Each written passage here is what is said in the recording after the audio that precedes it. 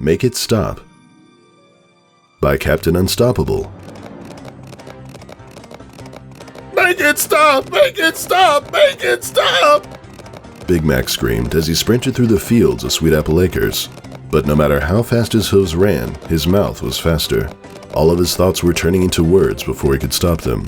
His once simple way of life had been shattered in seconds, and now, he was a mad stallion. My word, the sun is bright today. Doesn't Princess Celestia know that high temperatures could inhibit the growth of apples? Mac's mouth just kept on running, commenting on anything and everything. And honestly, what was Applejack thinking bringing that Glimmer character to the farm? A pony who had controlled others with magic? I thought Applejack had enough common sense to know that would be a bad idea. Mac's heart gave a start as he realized what had just come out of his mouth. His words were thoughts he had kept buried within him, thoughts that he knew could hurt others if he were to ever give them breath. Yet here he was, mouthing off like some gossipy nag. I say, is this what Rarity does in her free time? Mac felt his heart drop at those words as he kept on sprinting, his mouth still running, as if to keep pace with the fall of his hooves. What is wrong with you, Macintosh? Talking about such a fine mare in such a way. Shame on you for thinking such things about a mare you once considered asking out. All Mac could do was feel his stomach twist and turn as his mouth kept on running, revealing things that he had never uttered to another living soul. And why are you talking in such a way? You are from the country, you silly colt. You love your accent, and so do those mares. His eye twitched. He begged it to stop. In a dead sprint and with his mind trying to catch up with what his mouth was saying, Mac had little time to react as he found himself entering Ponyville. Worse yet, he was coming down the main street of Ponyville, where ponies had set up stalls for market. The horrors of what was to come sent a new wave of panic through Mac, as his hooves kept on carrying him forward, trying to blast through the street before his curse could shine. Fate did not smile kindly on the eldest Apple sibling that day. Every other pony seemed to call out to him by name, as though the sight of him barreling through the town in a dead sprint was nothing unusual. Though, to be fair, as of certain events, it might have been one of the normal things that had happened in recent weeks. Afternoon, Big Mac.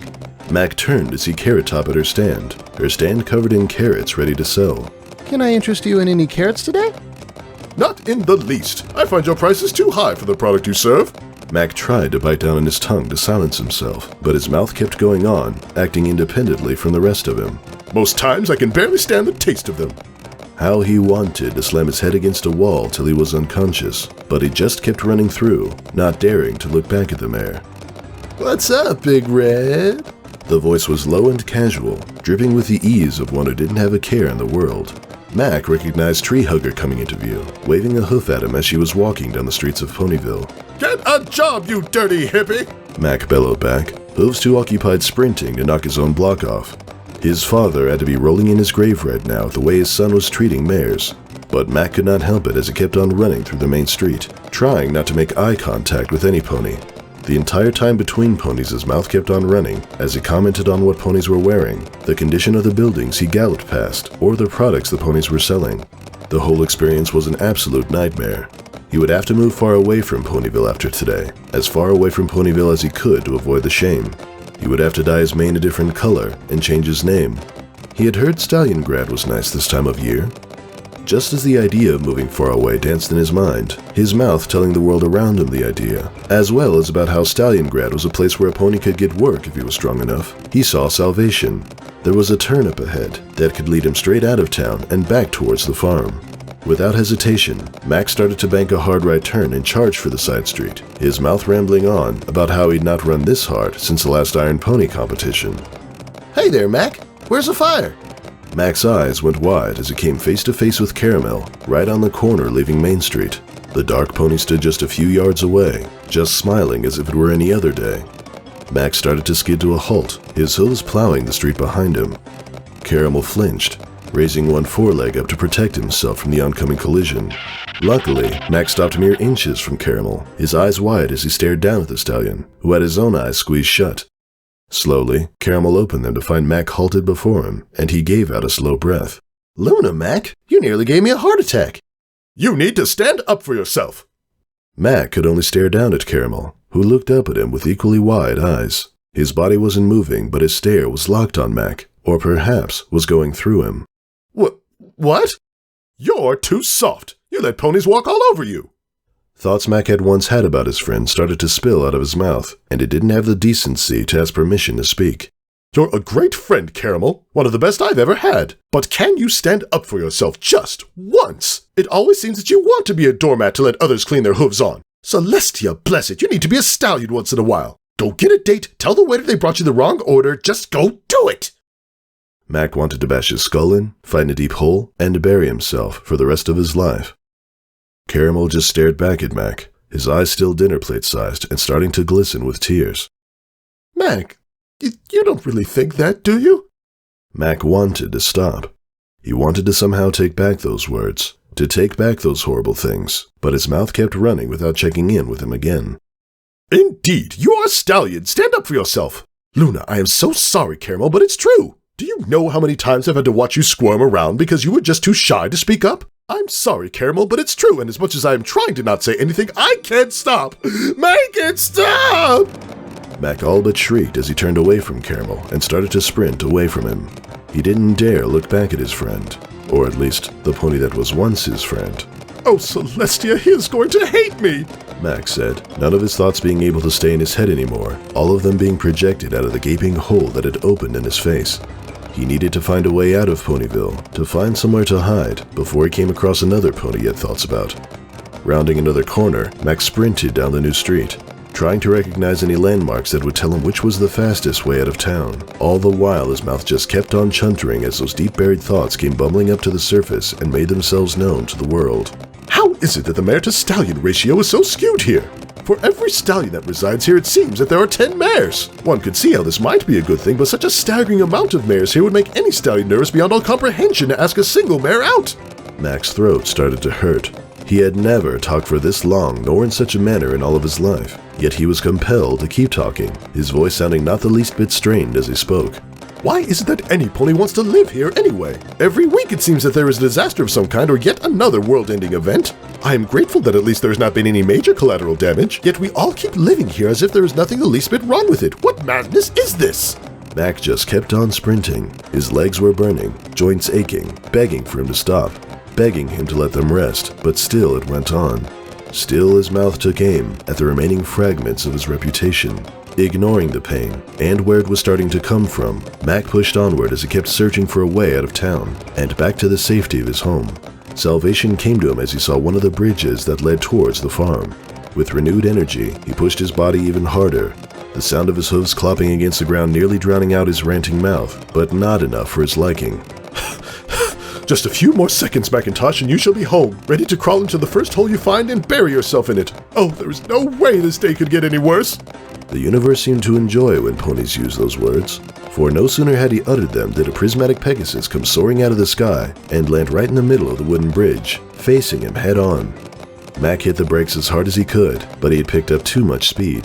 The Pegasus on the bridge seemed to realize this as well, but far too late, for she had barely spread her wings when Mac's large form clattered into her. Mac and the Pegasus tumbled down the rest of the bridge and onto the dirt path. For a brief moment, Mac's mouth stopped working, mostly because it was filled with earth. He started to spit it away as the pony under him pushed themselves free of Mac's mass. Yo, what's your deal, Mac? Called a scratchy voice nearby. Mac felt as though his heart had stopped, ice piercing through his very core. The pony that he had crashed into had a rainbow mane, wings, and a voice that, much like her mane, he had never heard come from any other pony before. Opening one green eye, a new wave of fear and horror went through him, as he recognized Rainbow Dash. Applejack told me to come find you because Starlight Glimmer did something to you, and whatever she did needs to be fixed.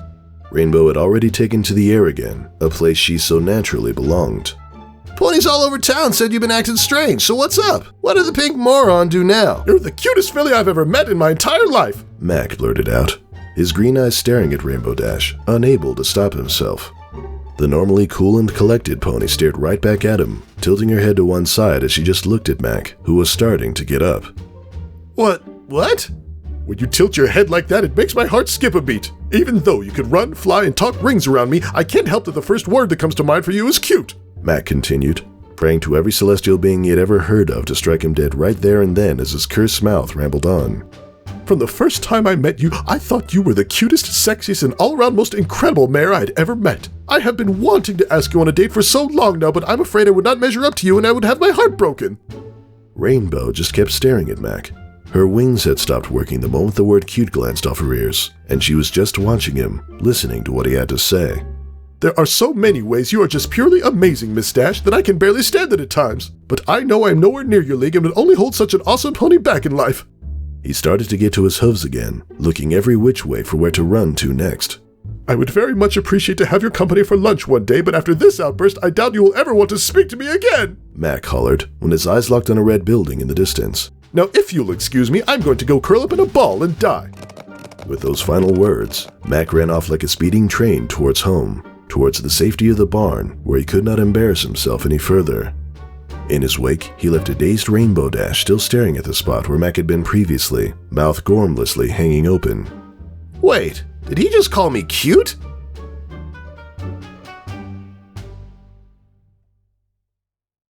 How can this town still be standing after so many close calls? I mean, I still can't believe that Princess Twilight made the entire town fall in love with Smarty Pants and how I still have that doll. Oh, if she ever finds out that I still have it, she will imprison me for sure. Oh, woe is me. Why did I not return it to her sooner? Yes, part of me wanted to give it back so that I could strike up a conversation with that cute mare, but once more, dear lad, you just do not have the guts. How dare you speak to Carmel in such a way? Mac had taken shelter in the Apple family barn, sitting himself in the darkest and farthest corner away from the entrance, mumbling to himself in that prim and proper voice that sickened him to no end. I would rather live through that ordeal of love poisoning again than this. Oh, at least I had some pony to laugh about over it. Now I will be lucky if a mob does not come for me, Mac moaned to himself as he leaned against the wood, willing the sun to set. I'd rather live my life as a dog than this. At least then I would be unaware of all these horrors. He lamented still, wishing that some pony would put him out of his misery. He's right in here. I ain't been able to stop talking since you messed with him.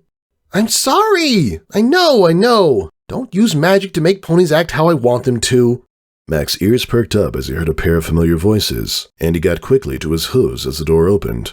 Dearest sister, is that you? Have you brought the foul mare who has done this to me? Mac felt his cheeks heat up as Applejack entered the barn, her head cocked to one side as she just stared at Mac. Save the look, Applejack. I am already in quite a bout of depression as it is, Mac shot, just wanting to slam his head into the ground to finally shut up. Please fix him, Applejack growled, pulling her hat over her face. Ain't right for an apple to talk that way. Starlight Glimmer just rolled her eyes as she made her way towards the large red stallion. Right. Look, Macintosh, I'm very sorry for what I did, she started, looking up at the big red stallion. Making friends is a lot harder than it seems, and— I do not care one bit, Mac said, his anger evident in his voice. He would never want to cut off a mare, even if they were wrong, but this curse was forcing him to. And since she was the one who had brought it upon him, she did deserve a bit of backlash. I have been speaking like some royal ninny all day and have embarrassed myself more than once. I do not care what your intention might have been. Just make it stop. The pink unicorn blinked slowly, but then she gave a deep sigh as her horn started to glow.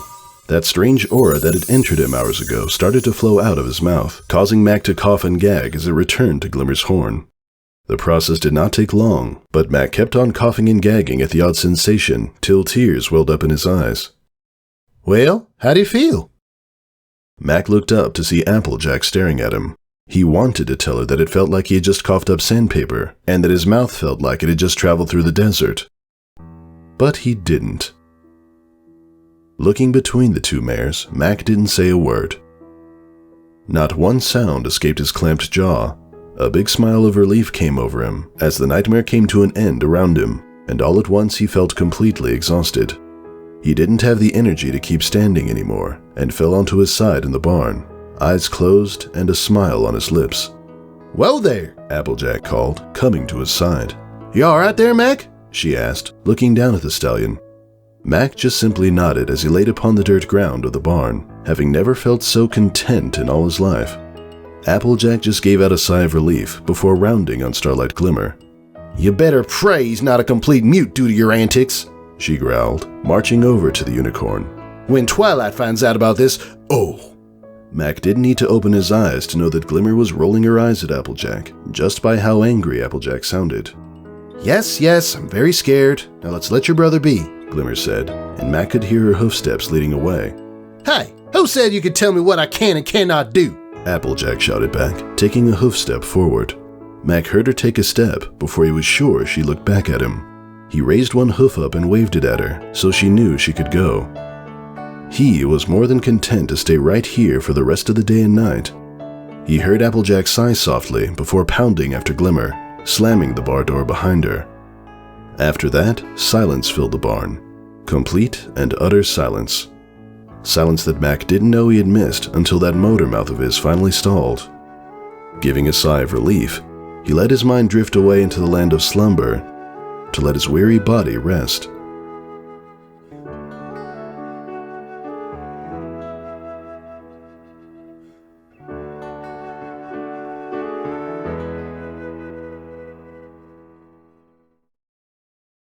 Hey, Mac, wake up! I need to talk to you! Mac gave out a groan. It didn't even feel like a minute had passed since he had shut his eyes, and there was already some pony trying to talk to him. He didn't need any more talking. He had talked more than he had in the last 3 years combined. But he knew there was hell to pay for what had happened that day, and he slowly lifted his head up, eyes opening gradually. The barn was dark now, the sun having fully set, meaning he had been out much longer than he had originally thought. Mac had to blink several times to adjust his eyes to the darkness, though he did not have to much as the figure before him stuck out like a sore hoof in the gloom. Mac could only widen his eyes in surprise as he saw Rainbow Dash sitting in front of him, her rose eyes glowering at him. He started to open his mouth to speak, but she was too fast for him and pressed her hoof to his mouth, silencing him. So, Glimmer put some kind of spell on you that made you talk nonstop? Dash asked, eyeing the stallion before her. Mac could only nod, fear washing over him at what Rainbow was about to do to him. And everything you said was the truth. Mac's cheeks burned as he remembered spilling his guts to Rainbow Dash earlier, though the sheer embarrassment washing over him was an effective cold shower. Mac just nodded meekly at her. Rainbow Dash nodded right back at him, nodding slowly, chewing her lip as she thought. Miss Dash, I didn't... Lunch tomorrow. Podwalk Cafe, right at noon. Rainbow Dash said, locking eyes with Mac. The stallion could only look back at her, his mind coming to a halt as he tried to process what was happening. You said you wanted to go on a date with me, right? So here's your chance, big guy, Rainbow said, grinning at him. Any pony that can run as fast as you has to be kind of awesome, she said, shrugging. So don't screw it up, she added, giving the stallion a wink that sent his heart skipping. He nodded furiously at the arrangement. Rainbow Dash gave a nod of approval to herself as she turned away from Mac, ready to take off. Oh, and Mac? She turned to face him, her eyes half-lidded, looking more stunning than he could have remembered before. Yup. Mac didn't see it coming. 1 second she was giving him a look that would melt steel. The next she seemed to have closed the distance between them in less than a heartbeat and slugged him in the stomach. He let out an oof of pain before doubling over. If you ever call me cute so many times in public again, you will regret it, she said, before leaning over and giving him a peck on the forehead. See you tomorrow, she chirped, before taking to the sky and making her exit through one of the open windows. Mac just stayed like that for several moments, curled up into a ball and clutching his stomach. While making up to Caramel, Carrot Top, and Tree Hugger would take some effort, at least he got a date out of this whole horrible ordeal.